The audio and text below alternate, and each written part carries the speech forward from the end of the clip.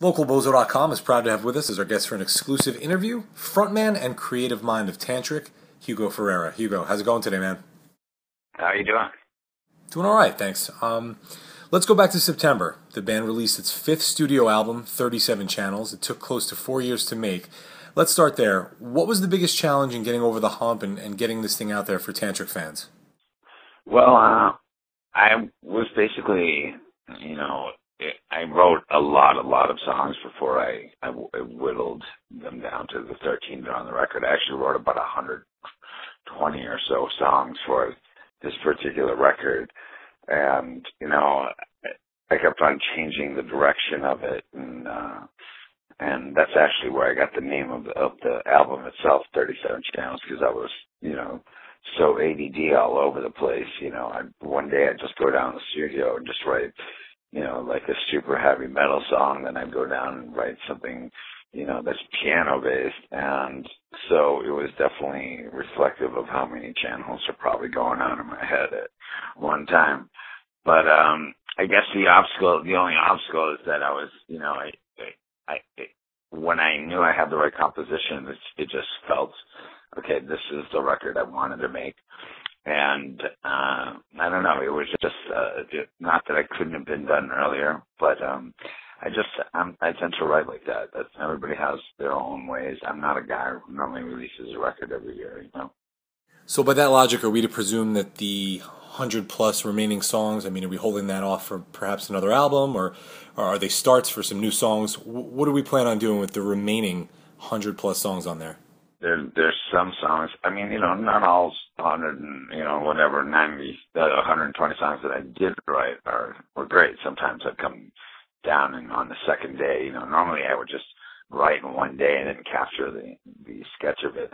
Then I'd come back down the next day, and I'd listen to the song, and I'm like, God, this song's horrible, So out of those, out of the 120, there was definitely, let's never listen to that one again. But, they were just, a little bit more abstract attempts, and that didn't work. But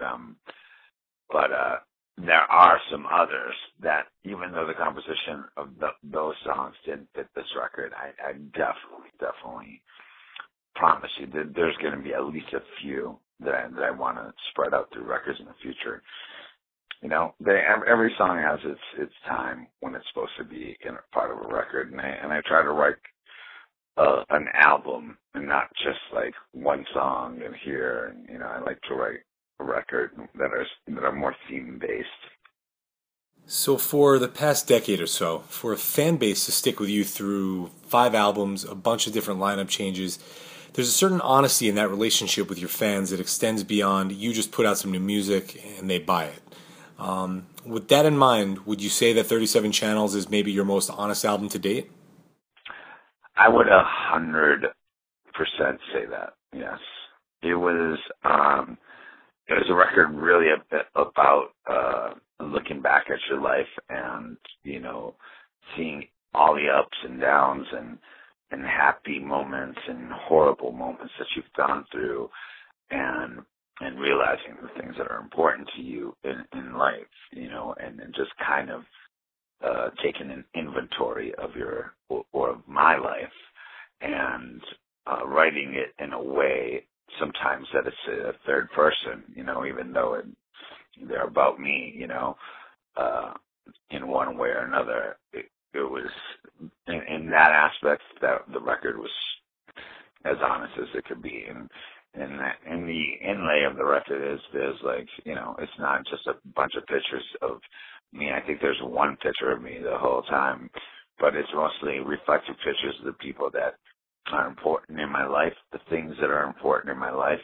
Got pictures from my parents getting married to me as a little baby, and my dad teaching me how to play the piano with an accordion, and just stuff like that. So yeah, like I said, it's a very honest inventory of my life represented through music.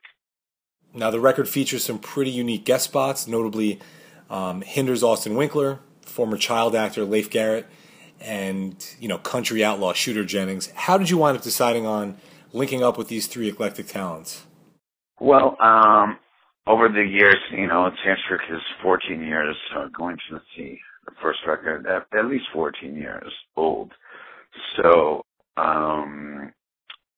lot of them, like Shooter Jennings, I mean, he's been a friend of mine for 14 years, and we've always jammed together, and every time he's in town, he comes and stays at my house, and vice versa. And we have what I consider a really close friendship, and basically when I had written Mosquito, I wanted to feature a more country rocker type of guy, and basically he was the first one that popped in my head, and I called him, and he was totally down for it. And then obviously Hinder and all the guys from Three Doors Down that were on it, Greg Upchurch and Kenny Olsen from Kid Rock, my friend Kevin McCreary from Uncle Cracker. These are all people that I've known through over a decade, of being in the business, and these people become your friends. And it's really cool to get together with your friends and make music and have them be a part of your history. Now, as the band's main focal point, you've had a lot of moving pieces and a lot of moving bandmates around you. How have you found the process of maintaining Tantric's integrity or their sound with a bunch of new people having their hands in the creation of that sound? Well, I think that, at the core of it is the music, and I think that, when we have different players come in and play and stuff like that, they're making carbon copies of what I have already played, because I played all the instruments on the initial record, when I made the first version of these records. So, I'm there when especially when they're recording, and, I want them to have their creative touches to it, but when we play live, we make sure that we try to carbon copy, and it's organic though. I mean, there's going to be music in itself. It's a breathing thing, so it's going to breathe a little bit and gel, and over time, and have its own a little deviated, different. I don't know. I'm looking for the word, but it's always going to be a little different. But I think when it settles down, it is always Tantric, because Tantric is supposed to be different. I mean, we've never made the same record twice. We went from Mind Control to this. And from this we went, as Then Begins, and these are all completely different records that just happen to be centered on a very baritone type of vocal, so I think the identity is that we like to make stuff different and eclectic, and we don't think too much about it. We just write what we want to write and what's supposed to be there. But I do write all the music, so that kind of helps also. Yeah, well, I think part of the staying power for your band is that the albums are all different. Speaking of that, are you surprised at all by the staying power or the crowd response to songs that you created more than a decade ago, the likes of Breakdown and Astounded? I mean, when I initially came out, I mean, it's obviously still an incredible feeling to know that, stuff that you've written that far, that long ago is still, recurrent on rock radio right now. You can still hear those songs on radio.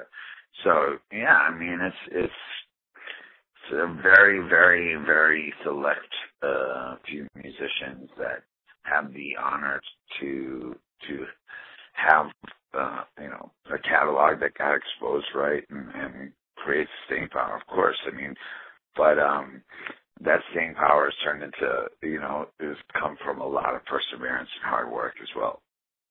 The current form of the band makes a stop here in New York City on March 11th at the studio at Webster Hall. Really excited to have you back in New York City.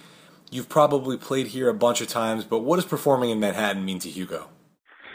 Well, I lived in New York City. I lived on 49th and 9th for close to 2 years. So New York is very close to my heart. I think out of all the cities that I've ever been in, it's the most unique identity in life.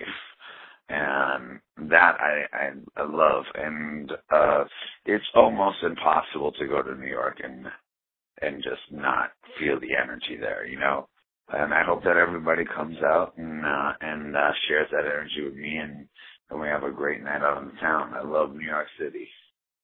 So, Hugo, I have one more question for you. The music industry has changed so much since Tantric exploded out of the gates. Does the business side of things change the way that you write and create music today, or is it more of how the finished product gets marketed and presented that's so different for you? I think that the music, recording process is a lot different, because now what used to require a huge studio to make a record, I own a studio, and I recorded that record mostly at my home, studio.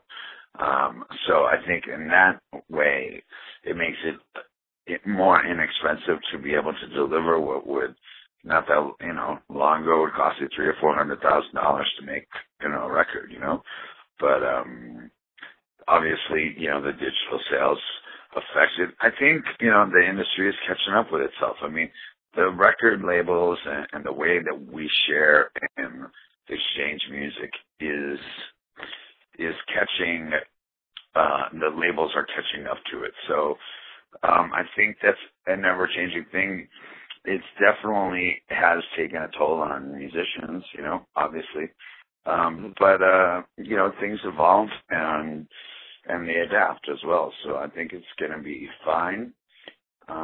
Like I said, it's just nice to be able to make a record at your studio that you own and not have to go dump $1 million on a thing. Well, Hugo, the first time I saw your band was when I first moved to New York City right around 2007, and it was a little rock club called Snitch, a place that doesn't even exist anymore, but you guys rocked the house that night.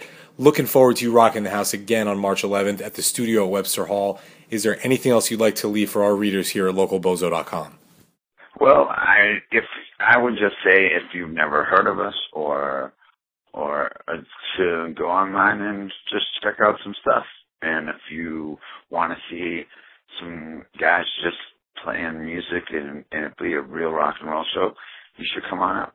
It's going to be a great time. It's always fun for the audience, because I try to make it as chill and laid back and interactive as possible.